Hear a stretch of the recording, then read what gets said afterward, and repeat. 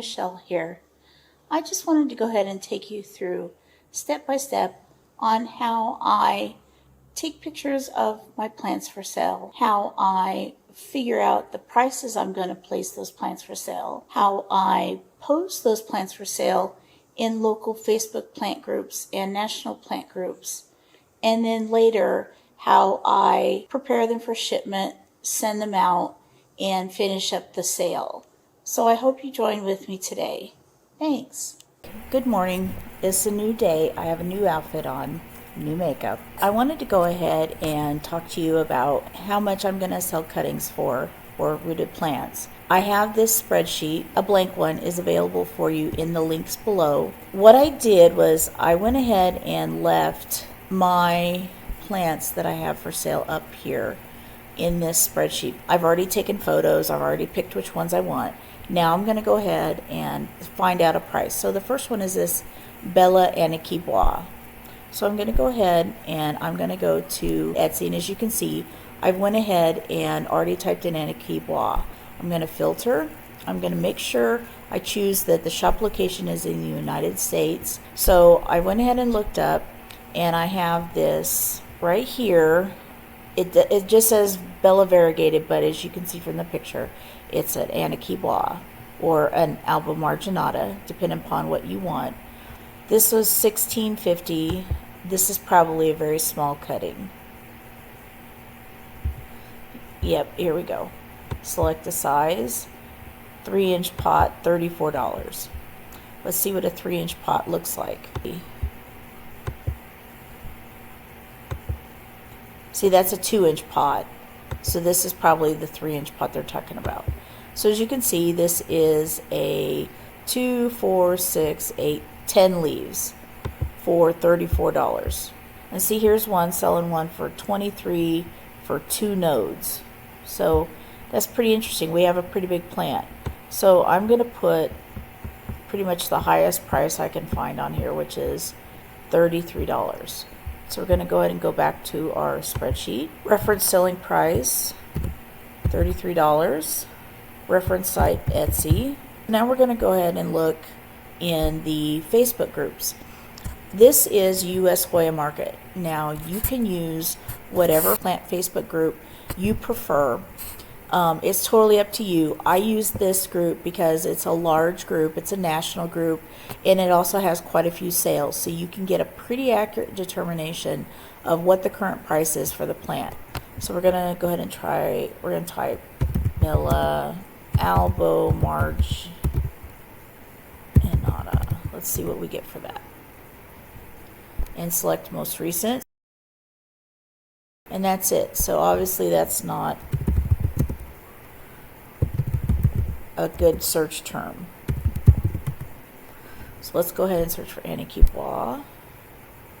Actually, it's Aniqui.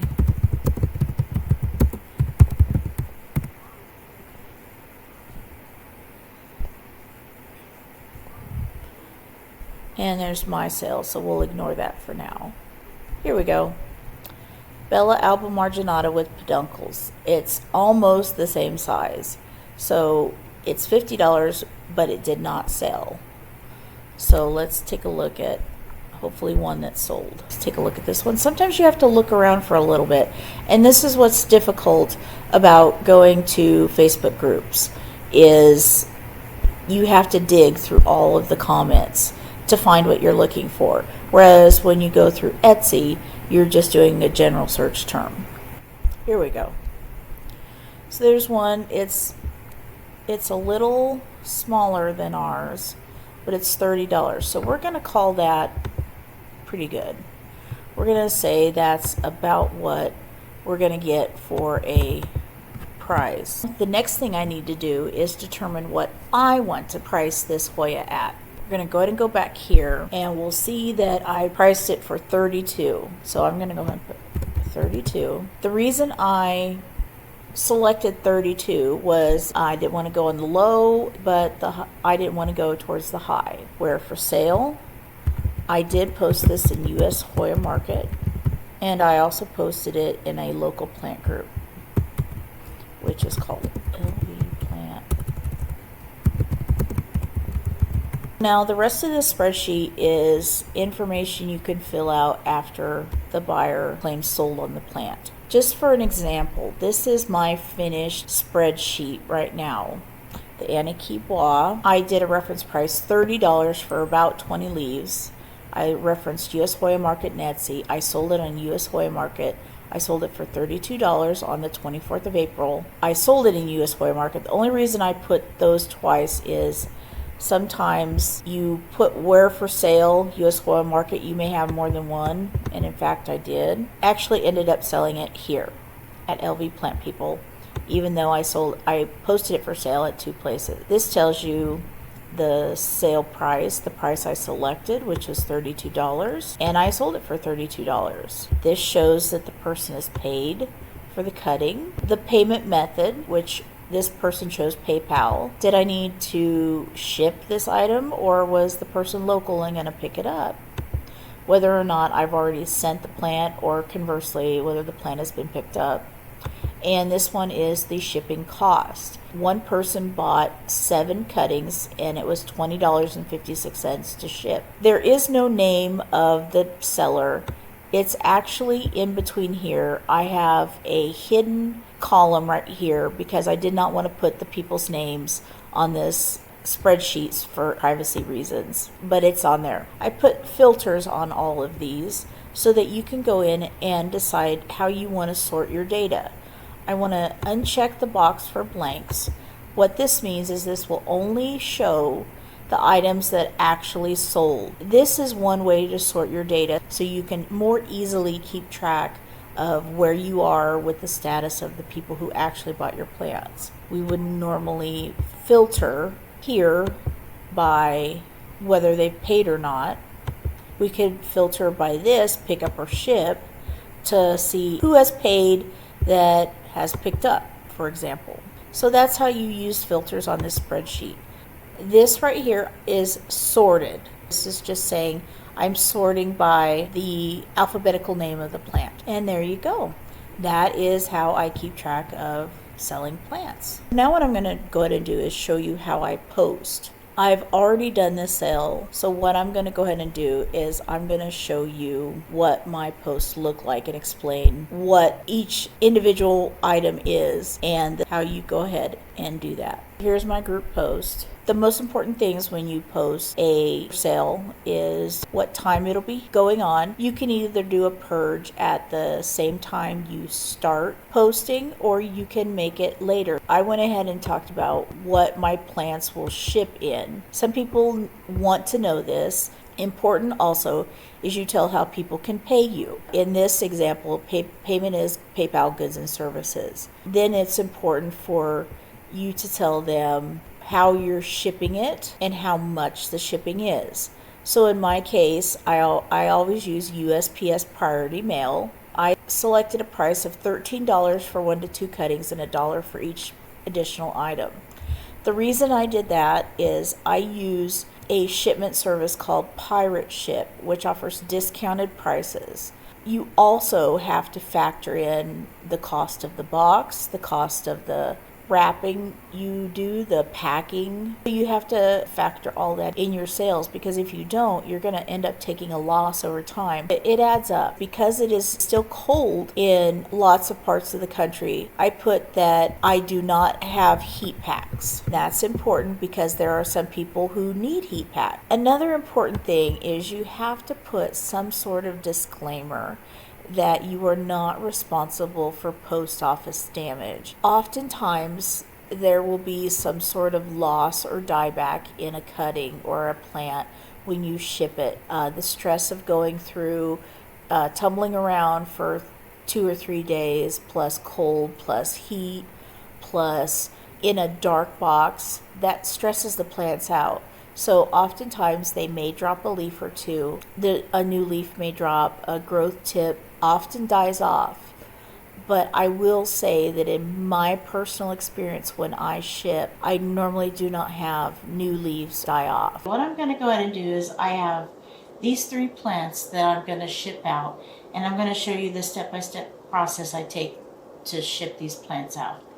The first one is this Caudata big green leaf. It's got a new growth point here.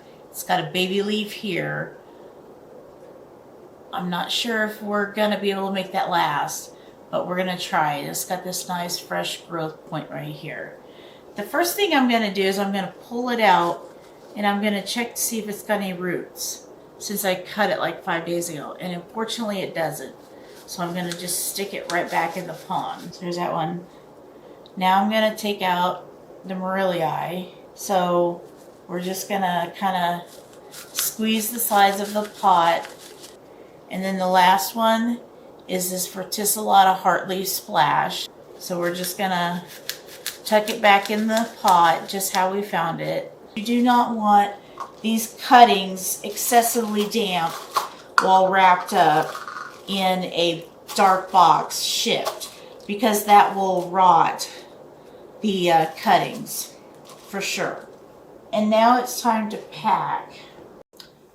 Okay, the first thing I'm doing is I lay down a sheet of tissue paper down on the base and I spread it out nice and flat. Then I take a handful of fluff, big handful, and I kind of pull it apart like this. And then I take the cutting, which in this case is the Caudata Big Green Leaf, and I put a, oh, hold on, I forgot to tape it, so let me do that. I'll get out some press and seal to go ahead and cover the bottoms of the pots. It works really good. So what I'm doing is I'm using the press and seal, and I'm covering the bottom of the pot, and I'm kind of pushing down and then picking up another piece and going around. And I don't know if you can see that, but I went all the way around so pond cannot escape this. I'm having a thin layer of fluff. I have a hole right here where the cup is, and then I kind of gathered the fluff around the leaf. See, the leaf is right here. So I gathered the fluff around that. Now I'm going to take some more fluff, about equal the amount I took last time, and I'm going to go ahead and fluff it in my hands. I'm going to take little pieces of it, and I'm going to take this long stem and this baby leaf, and I'm going to gently tuck it down, and I'm going to take some fluff and I'm going to put it underneath the new leaf to hold it in. I'm going to put some underneath the stem right here where it's being held in place. And put some under here, right here, underneath the stem as well. So now the stem is protected. I'm going to put fluff on top of the leaf, if you can see that, so that when it's wrapped up in the package, it is protected. And then the rest of the fluff I will put on this stem. It's basically one fluff potato. I'm going to take this tissue paper and I'm going to fold it over as tight as I can. Not super tight, but I want to kind of wrap that fluff in. I'm going to take a piece of tape and I'm just going to tape that shut. And I'm going to take more pieces of tape and I'm going to continue to wrap this completely shut.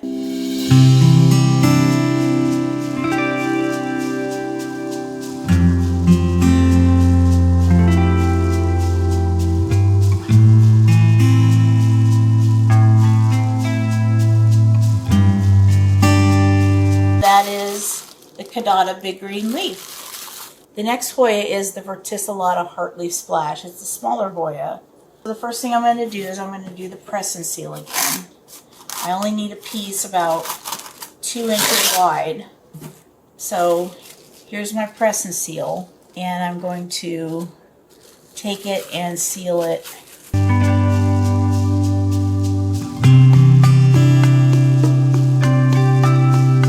Here's what I got on the press and seal the second time. There's a slightly smaller hole right there, but it still should be good for packing. I'm going to go ahead and do the press and seal for the Morelia since I have it out.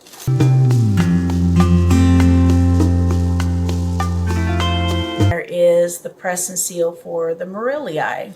I'm going to take another piece of tissue paper, lay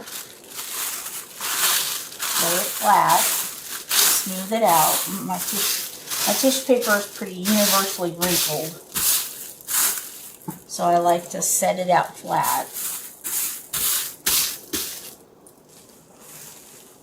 Grab some fluff. I don't need as much this time because it's a much smaller cutting. So I'm just taking some base fluff, and I'm going to take the cutting, and I'm going to put the cup right flat against the tissue paper, and then I'm going to build up the fluff around the leaves rather than around the cup. It will create a smaller package, keep the plant just as safe. Here is the fluff package for the Hortisolata. Now I'm going to do the exact same thing.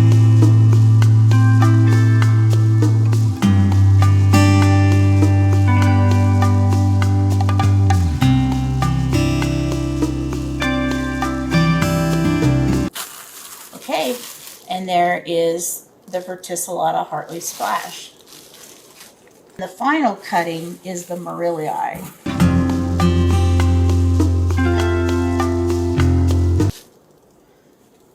Fluff. Oh, still got some over there. And for this one, I'm going to kind of lay the cup off to the side and have the leaf tilting up in the air. And what I'm going to do then is I'm going to tuck the fluff underneath it to support it. That is what the Morelia looks like. I'm going to go ahead and wrap this.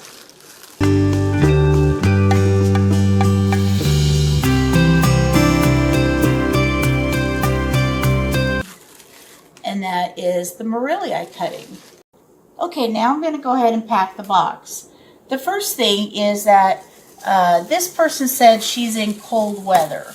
So I do have some insulation that I'm going to put in the box. So let's see how much of this insulation I have. And it looks like I have a very large piece of it. So yes, I have a very large piece.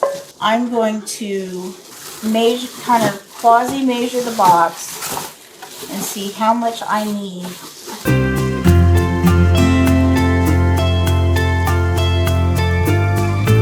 This is what it looks like.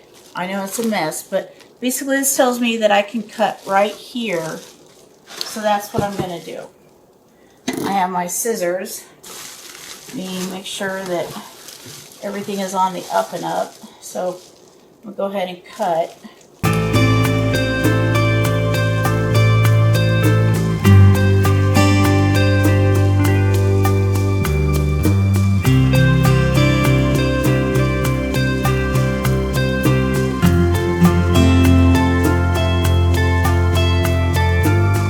I will form fit it around the packages instead. So the heaviest is this. So I'm going to put this here.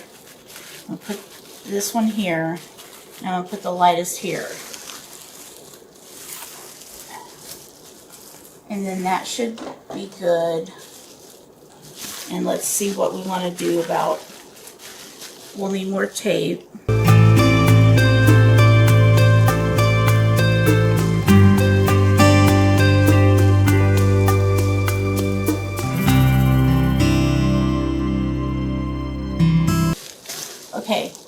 here's my package.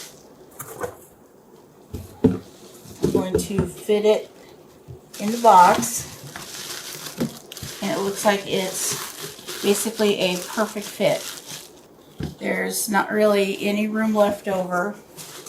It's pretty tight, but what I'll do is, just in case, I have this paper packaging, so I'm going to cut a piece off of it.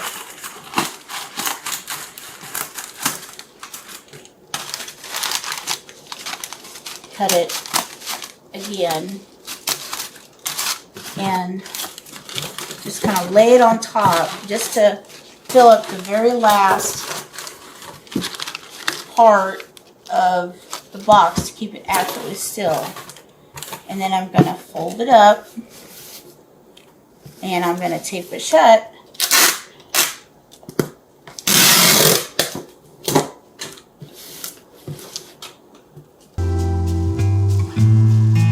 All I have to do is put a label on it and it's all done. And that's how I wrap a package for shipment. I go to my computer program and I'm going to go ahead and fill out the packing slip. Okay, now I'm going to show how I get the packaging information for the package so I know how much to charge for shipping. The first thing I need is the dimensions of the box, and then the next thing I need is the weight.